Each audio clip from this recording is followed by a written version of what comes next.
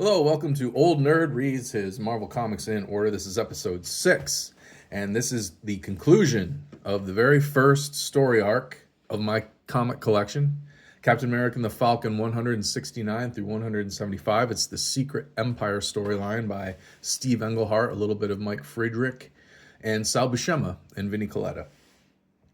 Issue 174. This copy, it's rough. Got some folds on the cover. Cover's had a pretty rough life. Pages are yellowed, but it's got that great old comic book, old newsprint musty smell that I love. I love the smell.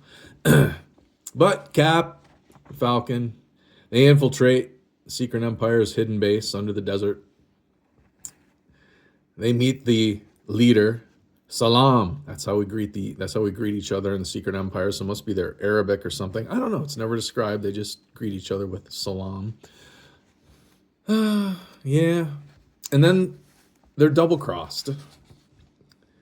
But there's a little bit of a forewarning that Sam Wilson here gets. We got to put on our costumes and get out. I'm sick and tired of my job. Me too. They get out just in time. The lasers start bouncing around inside that room. They got out just in time. They would have been killed by those lasers. Then the Secret Empire comes in to find their bodies, but they escaped. And that really ticks off the Secret Empire, so they send out all the henchmen with the guns. The X-Men were behind it. Professor Xavier, using his psi powers, tipped off the Falcon. That's how they got out of there. That's how they escaped. Now they have this nice 2-page spread demonstrating the teamwork, the terrific teamwork between Captain America and the Falcon. They work together to defeat this robot handily in a 2-page fight. Then the X-Men, they show up. Professor X explains that he's the one who tipped them off using his telepathic powers. Meanwhile, Moonstone, he's living it up, living the good life. He's on TV. Got a beautiful blonde sitting next to him on a daytime talk show. Quentin Harderman behind the scenes, pulling all the strings, manipulating the public through the media. And here's our Mighty Marvel value stamp this issue. It's number 48, Kraven. It looks like Ditko. Looks like Steve Ditko drawn Kraven, but maybe it's Kirby? I'm not sure. Great advertisement for the upcoming Doctor Strange series. Brand new Doctor Strange series. Bullpen bulletins. It was always fun to read. Here's more ads for people to get a real job and stop reading these comic books. You're too old to be reading comic books. Get a real job. X-Men and the Brotherhood of Mutants. Everybody was kidnapped. The Blob, he's too big for the disc table, so he gets his own table. But this disc is draining the mutants' X-waves from their brain. It's siphoning off their X-waves from their brain, putting it into this big, like Jack Kirby, like Herbie the Robot looking machine, sucking up all their power, putting it in the furnace there. More ads. So many ads in old comics. The X-Men and Captain America burst in, and they are appalled by this. This is inhumane. Even if they are mutants and not completely human, this is inhumane. So they bust them out, but they're all groggy. They've been getting their X-waves sucked right out of their brains, so they can't wake up real quick. Does a quick recap of how the Beast and the Angel each showed up there. And this is interesting to me because a couple issues ago, they talked about Lorna Dane and Havoc being in the Hulk. 2 years before this comic came out. They talked about Magneto and the X-Men being in the pages of the Avengers, which was about a year and a half before this. And again in the Hulk, the Beast was in the Hulk. And that's how he ended up captured. So it's interesting to me at this point that the X-Men were just in reprints, and it looks like behind the scenes they were planning on bringing the X-Men back. And in a little bit, in the letters column, that's actually the case. I was right. There's a letter about that in the next issue's letter column that it talks about that, but we'll get to that. Anyway, they bust out the mutants. Now they're in trouble. Here comes number one and all his henchmen. Oh, ads for their magazines. I love the old Marvel magazines, Savage Tales. Crazy, I don't have Crazy. I don't have any of those. I do have some Savage Tales though. Crazy's, the font even looks like Cracked Magazine's font to me. I used to read Cracked Magazine, but Crazy was a little bit before my time. I never read it. I'd like to read some at least, if not collect a few. Fighting ensues.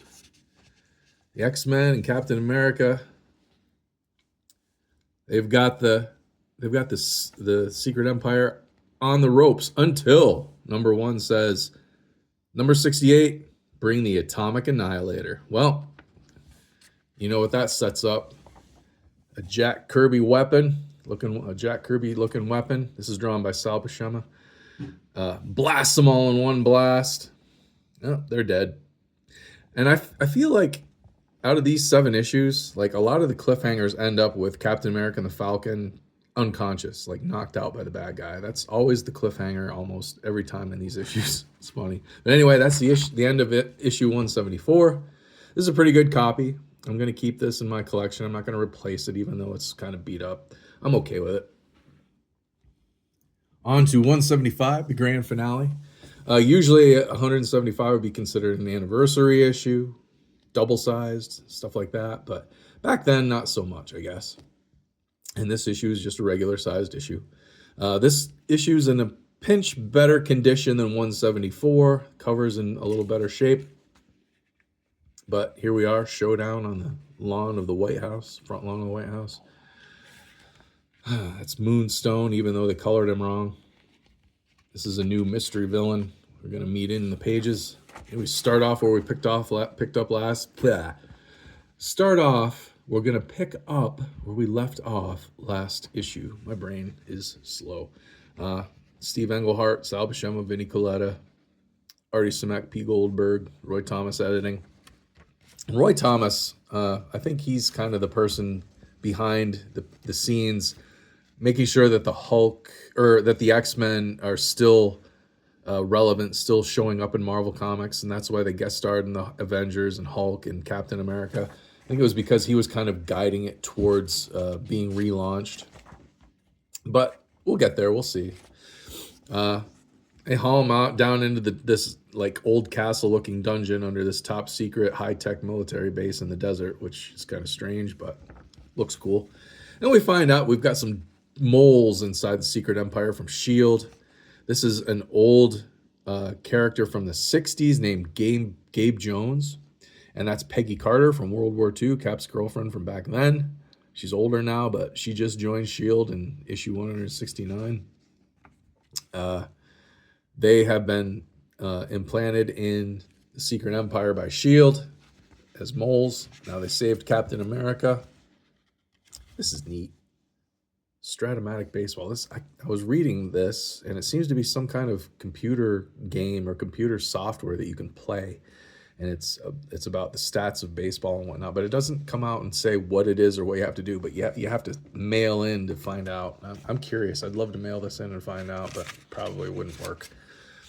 Anyway, here we get some more backstory with the Hulk in Tales to Astonish. This is back in the 60s. This is Gabe Jones' backstory. Apparently, he got kind of left out. It seemed like it was right here. At last, old-time true believers, an actual representation of Gabe Jones' brilliant defeat of the Secret Empire, advertised but never shown in 1966. So this must have been some kind of dangling plot thread that Roy Thomas or somebody in the bullpen wanted to tie up finally after, 8 years?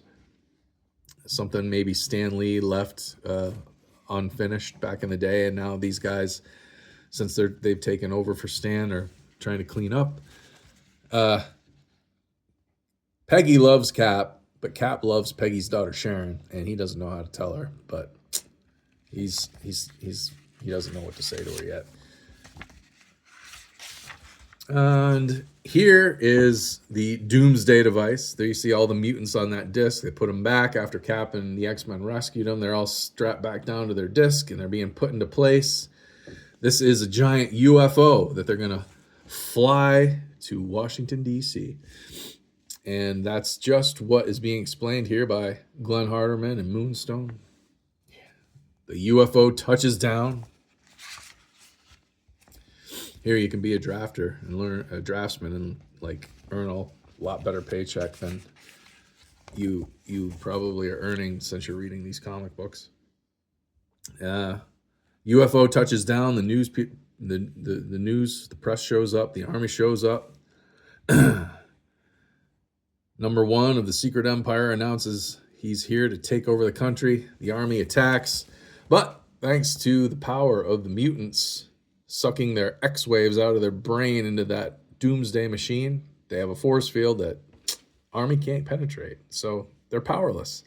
But luckily, here comes America's favorite new hero, Moonstone, right in front of the TV cameras, of course, to make a good PR stunt. He's going to fight. He's going to fight these alien invaders. Here comes the alien invaders gladiator guy. Moonstone's going to take him on. And he knocks Moonstone out. And he takes him prisoner, takes him aboard the ship. Once they're inside the ship, they have a ha-ha, we really fooled him moment. Now I'm going to go back outside and fool him some more. He goes back outside, tells the press, tells the public, it's useless. We're defeated. Give it up. But just then, Gabe Jones and Sharon Carter, or Peggy Carter, they let out Cap, the Falcon. Here's your mighty Marvel value stamp for this issue. This issue is the Swordsman. Oh, and an advertisement for Giant Size Defenders #1. Giant Size Super Teams #1, I think, is what the title was called, and this issue just happens to feature the Defenders. Here is Stan's soapbox. Bullpen bulletins packed with useful information about collecting comics back in the day. So now that these guys have been let loose, they are itching to kick these Secret Empire goons' cans, and they do. They destroy the machine that's sucking the X-waves out of the mutants' brains, and they're going to go. Cap sends everybody off to take care of the light stuff while he, by himself, is going to take out #1. And he does. But Moonstone rears his ugly head one more time. Cap's got to have a showdown with him. Here, surveying pays big. Learn to be a surveyor, you loser. But Cap's sick of this guy. Tackles him through a tree. He's had it. He has had it. Take your best shot, Moonstone, because you're done. Cap is knocking you out. Bonus bullpen bulletin page. This page tells all about the Marvel value stamps and what they are good for. And we find out that they are good for discounts to comic convention admission. And the first two comic conventions that you can get admission to are the New York Comic Con and the San Diego Comic Con, and more are in development. Basically, you get your Marvel value stamp book, fill it up with 100 stamps that you cut out of your Marvel comics, and you got to cut out this coupon to get your stamp book too. These comics were like cut to shreds back in the day. Like everything was a coupon, cut out coupon.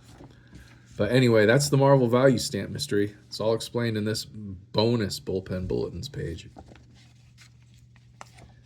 Yep, Cap's had enough of Moonstone. Knocks him out.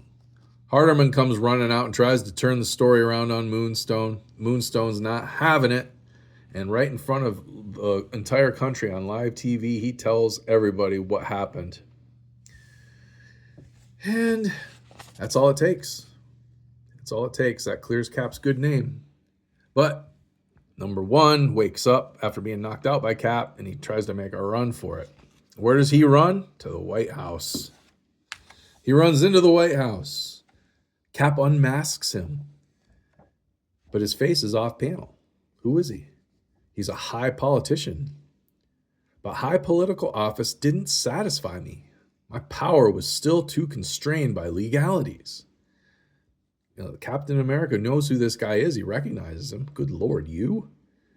And this guy must have been, I don't know, prominent political figure, maybe a president. Who knows?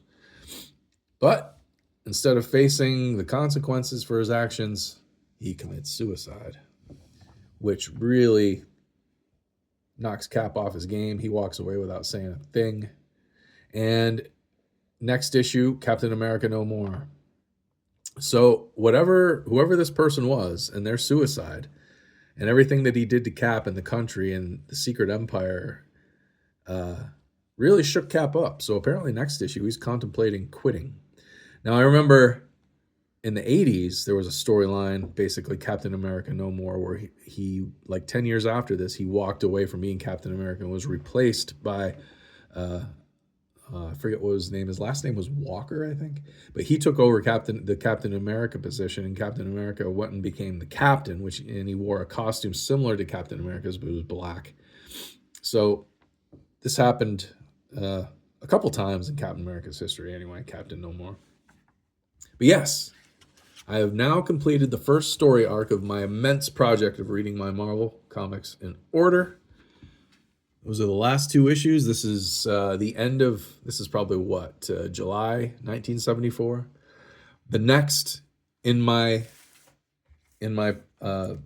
list to read is beginning with Fantastic Four number 155, which is it came out in February of 1975. So this is a few months. This is probably like a half a year after this ended. So half a year later, this is the next comic that I have in my reading my Marvel Comics in Order collection. Now, going back to what I was talking about, keeping the X-Men alive, even though they were in reprint mode at this time. There was a letter in 175, and it asked about the X-Men, and the response from the bullpen was basically, well, we wanted to announce at the end of this issue the restart of the X-Men title. Not being reprints anymore, but being an ongoing again with new stories. But it got delayed again, they said. So apparently they've been trying to kickstart the X-Men back into becoming a regular monthly title with new stories instead of just reprints. Now, doing a little research after reading this, I found out that Wolverine's first appearance is in Hulk 180, 181, and that happens somewhere in between after this ends and before this starts. So somewhere between July of 74 and February of 75 are those two issues of the Hulk with Wolverine's first appearance. I have that reprint. That came out in the mid 80s of Wolverine's first appearance. It was a really nice cardstock, double-sized reprint of Hulk 180, 181. So I'm going to have to bust that out of my collection and read that before this, because that happens chronologically before that. So that's what I'm going to do. That'll be the next thing I read before Fantastic Four. I got to dig out that Hulk reprint and read the reprint of Hulk 180, 181, first appearance of Wolverine. Hulk fights Wendigo in that issue, and Wolverine. They all fight. So that'll be the next thing I do. Anyway, anything I left out, any cool trivia about these comics, please comment about it down below. I'd love to hear. And stay tuned for the next episode. And I hope you all like this one. Please like, share, and subscribe. I'll see you next time.